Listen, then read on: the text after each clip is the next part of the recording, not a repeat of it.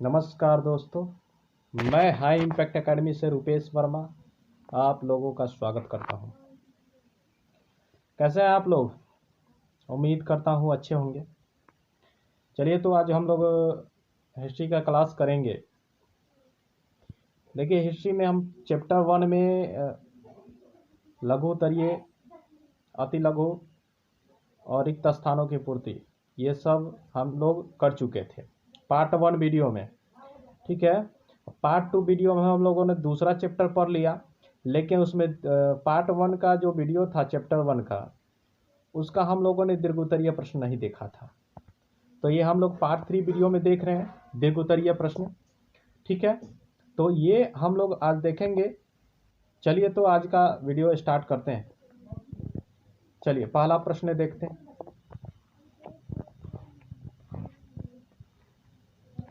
पहला प्रश्न दीर्घोत्तरीय प्रश्न है। देखिए पहला प्रश्न क्या है, इटली के एकीकरण में मेजनी, काबूर और गैरीबाल्डी के योगदान को बतावें। इटली के एकीकरण में मेजनी, काबूर और गैरीबाल्डी के योगदान को बताना है। ठीक है, तो इसको हम जरा देख लेते हैं। चलिए तो हम अपना वीडियो पहले हटा देते हैं उससे। चलिए, तो यहाँ दिखाई दे रहा होगा क्या है, आंसर क्या है। प्रश्न अच्छे से देख लीजिए। इटली के एकीकरण में मेजनी काबूर और गैरीबाल्डी के योगदान को बताना। तो यहाँ है प्रश्न, मेजनी काबूर का योगदान पहले देख लेते हैं, उसके बाद में हम लोग गैरीबाल्डी के योगदान को देख। मेजनी साहित्यकार, गणतांत्रिक विचारों का समर्थक और योग्य सेनापति था। मेटनयुग के पतन के बाद विभिन्न परिस्थितियों में इटली में मेजनी का प्रादुर्भाव हुआ। उसका योगदान निम्न है। देखिए, अब इसके बाद उसने यंग इटली नामक संस्था का गठन किया। युवा शक्ति में विश्वास रखता था। युवा शक्ति में क्या रखता था? विश्वास रखता था, तथा कहा करता था यदि समाज में क्रांति लानी है, यदि अगर समाज में क्रांति लानी है तो क्या होना चाहिए? तो विद्रोह का नेतृत्व युवकों के हाथ में दे देना चाहिए। इसका सोच था। ठीक है, यहाँ लिखा है यदि समाज में क्रांति लानी हो तो विद्रोह का नेतृत्व युवकों के हाथ में दे दो। यंग इटली का एकमात्र उद्देश्य इटली को ऑस्ट्रिया के प्रभाव से मुक्त कर उसका एकीकरण करना था। उसने जनता जनार्दन तथा इटली का नारा बुलंद किया। इससे युवाओं में एकता का सूत्रपात हुआ और 2 वर्षों के भीतर यंग इटली के सदस्यों की संख्या 60,000 तक पहुंच गई। उग्र राष्ट्रवादी विचारों के कारण मेजनी का निर्वासित का मतलब निराश होकर इंग्लैंड जाना पड़ा। वहां से अपनी रचनाओं द्वारा इटली के स्वाधीनता संग्राम को प्रेरित करता रहा। इटली के एकीकरण में उसे पैगंबर कहा गया। क्या कहा गया? इटली के एकीकरण में उसे पैगंबर कहा गया। देखिए गैरीबाल्डी का योगदान। अब देखिए गैरीबाल्डी का योगदान क्या था। गैरीबाल्डी को इटली का तलवार कहा जाता है। गैरीबाल्डी को क्या कहा जाता है? इटली का तलवार कहा जाता है। उसने लाल कुर्ती नामक नौ युवक का संगठन कायम किया। उसके बाद उसकी सहायता से उसने 1860 ईस्वी में नेपल्स के राजा को पराजित किया। बाद में सिसिली और पोप को अपने कब्जे में ले लिया। उसके बाद गैरीबाल्डी ने अपने जितने भी जीता था इलाका, वो क्या किया? विक्टर इमैनुअल को सौंप दिया और विक्टर को इटली का राजा घोषित कर दिया। और इटली के राजा घोषित करते ही पीडमाउंट सर्डिनिया का नाम बदलकर क्या नाम रख दिया गया? इटली राज्य कर दिया गया। क्या नाम रख दिया गया? इटली राज्य कर दिया गया। चलिए, ये था हमारा पहला प्रश्न का आंसर। चलिए अब दूसरा प्रश्न देखते हैं। दूसरा प्रश्न क्या है? दूसरा प्रश्न कह रहा है जर्मनी के एकीकरण।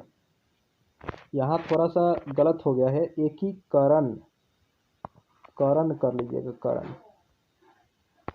एकीकरण कर लीजिएगा। यहाँ पे य को न बना लीजिएगा, य को र बना लीजिएगा। चलिए, न बना लीजिएगा। एकीकरण में देखिए जर्मनी के एकीकरण में बिस्मार्क की भूमिका का वर्णन करें। तो यहाँ क्या है प्रश्न, आंसर क्या है, देखिए आंसर 1848 ईस्वी को 1848 ईस्वी की क्रांति के बाद यह स्पष्ट हो गया कि जर्मनी का एकीकरण क्रांतिकारियों के प्रयत्नों से नहीं होना था। उसका एकीकरण एक सैन्य शक्ति प्रधान साम्राज्य के रूप में शासक द्वारा होना था और इस कार्य का पूरा किया बिस्मार्क ने। इस कार्य को क्या किसने पूरा किया, तो बिस्मार्क ने इसको पूरा किया जनवरी 1830 में। जनवरी 1830 में विलियम प्रथम प्रसा का शासक बना और उसने बिस्मार्क को चांसलर नियुक्त किया। बिस्मार्क प्रसा के नेतृत्व में जर्मनी का एकीकरण करना चाहता था। बिस्मार्क किसके नेतृत्व में, तो प्रसा के नेतृत्व में। याद रखिएगा कि प्रसा के नेतृत्व में जर्मनी का एकीकरण करना चाहता था। अब देखिए यहाँ एकीकरण जो वर्ड आ रहा है, आप लोगों को थोड़ा सा डाउट होगा यहाँ एकीकरण क्या होता है, कि जर्मनी का एकीकरण करना चाहता था, बिस्मार्क ने जर्मनी का एकीकरण करना चाहता था, बार बार मिलेगा।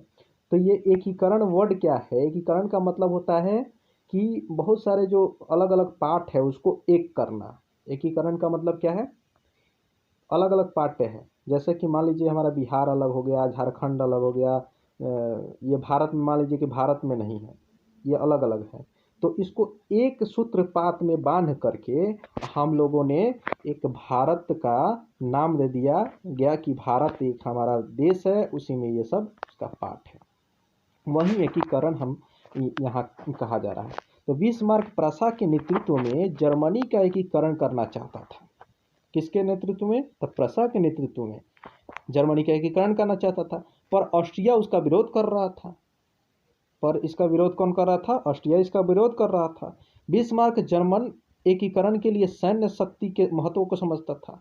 बिस्मार्क जर्मन एकीकरण के लिए, जर्मनी के एकीकरण के लिए वो किसको ज़्यादा महत्व देता था, सैन्य शक्ति को, कि सैन्य ज़्यादा बढ़ा दिया जाएगा तो मतलब थोड़ा जीता जा सकता है इसको। तो बिस्मार्क जर्मन एकीकरण के लिए सैन्य शक्ति के महत्व को समझता था। अतः इसके लिए उसने रक्त और लौह नीति का अवलंबन किया। उसने अपने देश में अनिवार्य सैन्य सेवा लागू कर दी। अनिवार्य मतलब क्या, ज़्यादा, मतलब अत्यधिक सैन्य सेवा लागू कर दी। बिस्मार्क ने अपनी नीतियों से प्रसा का सुदृढ़ीकरण किया और इस कारण प्रसा ऑस्ट्रिया से किसी मायने में कम नहीं रह गया। अब देखिए सुदृढ़ीकरण क्या है, सुदृढ़ीकरण क्या है इसके बारे में जानिए। तो ये क्या होता है, इसका मतलब क्या होता है, इसका मतलब होता है कि संधि करना। संधि का मतलब क्या होता है, एक करना। जैसे कि हम प्रसा और बिस्मार्क जर्मन और प्रसा जो था अब एक हो गया। एक होने के कारण क्या हो गया कि इसका भी सैन्य शक्ति, प्रसा का भी सैन्य शक्ति और जर्मनी का भी सैन्य शक्ति, ये दोनों का सैन्य शक्ति बढ़ गया।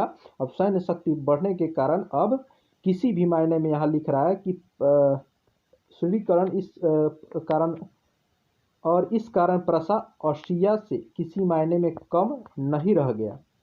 ऑस्ट्रिया से अब किसी मायने में कम नहीं रहा, प्रसा और जर्मनी एक हो गया। तब क्या हुआ, ऑस्ट्रिया और फ्रांस के साथ युद्ध कर जर्मनी का एकीकरण करने में सफलता प्राप्त कर ली। चलिए अब अगला प्रश्न की ओर चलते हैं। अगला प्रश्न क्या है, तीसरा नंबर प्रश्न। तीसरा प्रश्न कर रहा है राष्ट्रवाद के उदय के कारणों एवं प्रभावों की चर्चा करें। उत्तर है कि राष्ट्रवाद आधुनिक विश्व की राजनैतिक जागृति का प्रतिफल है। विश्व की राजनैतिक जागृति का प्रतिफल है। यह एक ऐसी भावना है जो किसी विशेष भौगोलिक, सांस्कृतिक या सामाजिक परिवेश में रहने वाले लोगों में एकता की वाहक बनाती है। राष्ट्रवाद के उदय के कारण निम्न है। यहाँ हम देखेंगे कि पहला क्या है, यूरोप में पुनर्जागरण। तो यहाँ देखिए यूरोप में पुनर्जागरण के कारण कला, साहित्य, विज्ञान इत्यादि पर गहरा प्रभाव पड़ा और लोगों की दृष्टिकोण में परिवर्तन हुए, जिसने राष्ट्रवाद का बीजारोपण किया। दूसरा है फ्रांस की राज्य क्रांति। इसने राजनीति को अभिजात्य वर्गीय परिवेश से बाहर कर उसे अखबारों, सड़कों और सर्वसाधारण की वस्तु बना दिया। तीसरा में है नेपोलियन का आक्रमण।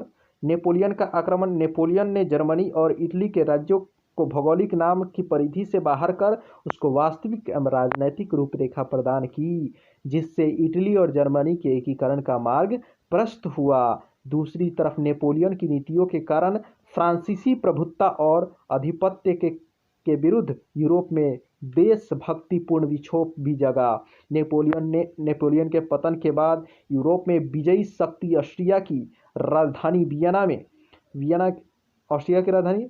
में 1814 से 15 में एकत्र हुई, जिनका उद्देश्य क्या था? यूरोप में पुनः उसी व्यवस्था को स्थापित करना था जिस नेपोलियन के युद्ध और विजयों ने अस्त व्यस्त कर दिया था। ये था हमारा तीसरा प्रश्न का आंसर। तो चौथा प्रश्न हम देखेंगे। चौथा प्रश्न क्या है? जुलाई 1830 की क्रांति का विवरण दे। जुलाई 1830 की क्रांति का विवरण दे। देखिए उत्तर क्या है? चार्ल्स दशम एक निरंकुश एवं प्रतिक्रियावादी शासक था। चार्ल्स दशम एक निरंकुश एवं प्रतिक्रियावादी शासक था, जिसने फ्रांस में राष्ट्रीयता तथा जनतंत्र भावना को दबाने का कार्य किया। उसने अपने शासन काल में संवैधानिक लोकतंत्र की राह में कई गतिरोध उत्पन्न किए।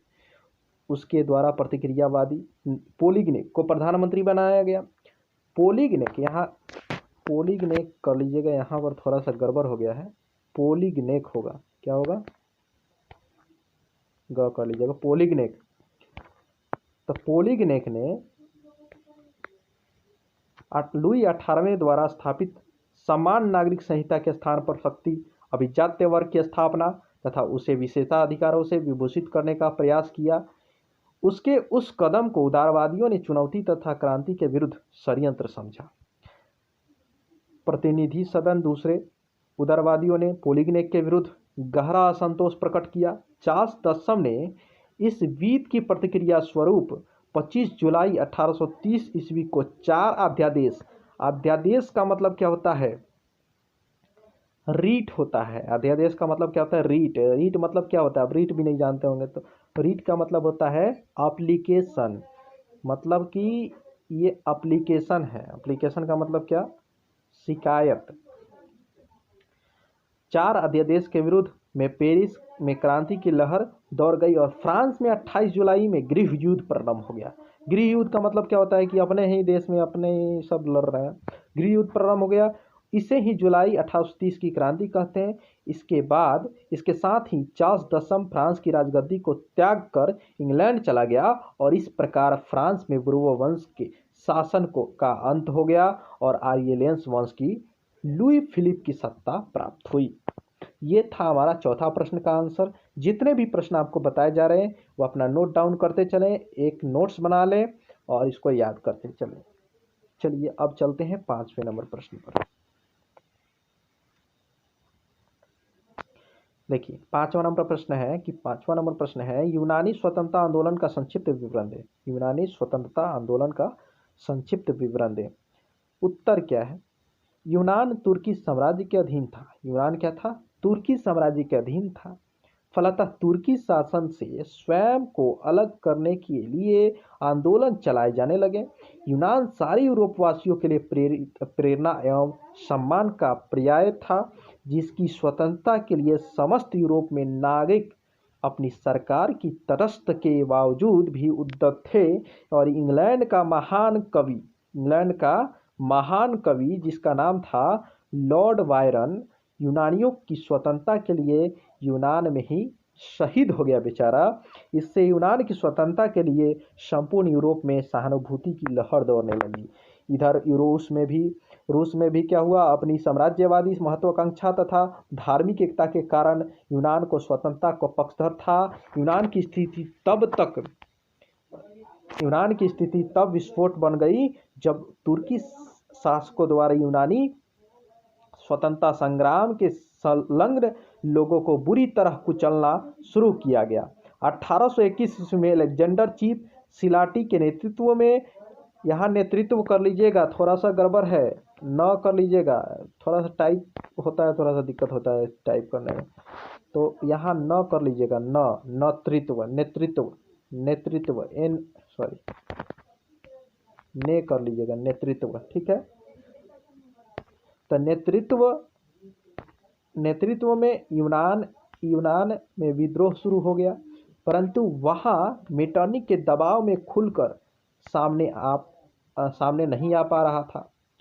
परंतु जब जार निकोलस आया तो उसने खुलकर यूनानियों को क्या किया,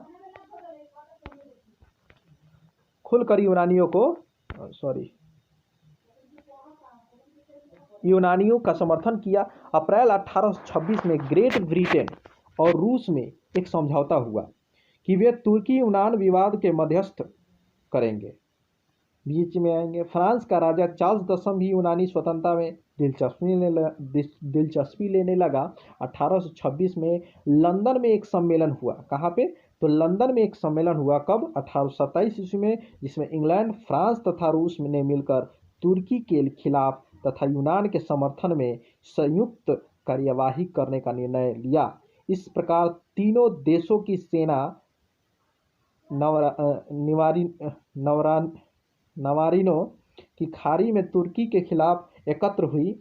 युद्ध में तुर्की की सेना पराजित हुई और अंततः 1829 ईस्वी में एड्रियानापल की संधि हुई, जिसके तहत तुर्की की नाम मात्र की प्रभुत्व में यूनान को स्वायत्तता की बात हुई। परंतु यूनानी राष्ट्रवादी ने संधि की बातों को मानने से इनकार कर दिया। उधर इंग्लैंड तथा फ्रांस भी यूनान पर रूस के प्रभाव की अपेक्षा इसे स्वतंत्र देश बनाना बेहतर जानते थे। फलतः 1832 में यूनान को एक स्वतंत्र राष्ट्र घोषित कर दिया गया।